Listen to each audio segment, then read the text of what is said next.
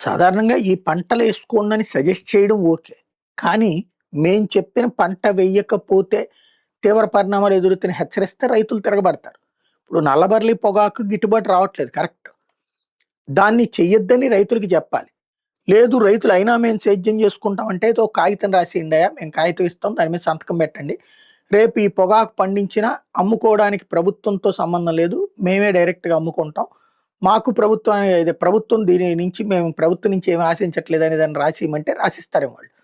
అలా కాకుండా అదేదో గంజాయి పండించినట్టు, లేకపోతే ఏదో మత్తు పదార్థాలకు సంబంధించి పండించినట్టు వాళ్ళ పంటల్ని ఆపడం ఏంటి? వాళ్ళ నాళ్ళు ఎత్తుకుపోవడం ఏంటి?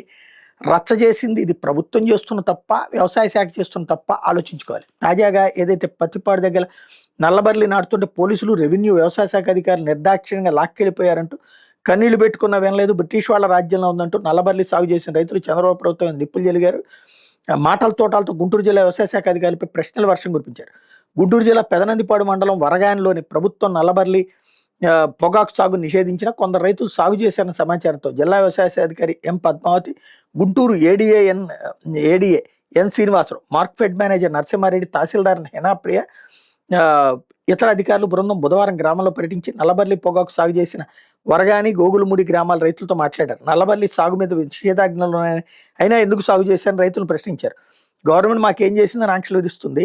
పరగాన్లో గత ఏడాది 4,800 క్వింటాలు పొగాకుంటే 2,000 క్వింటాలు కొన్నారు. దాంట్లో కూడా 1000 క్వింటాలు వెనక్కి వచ్చింది.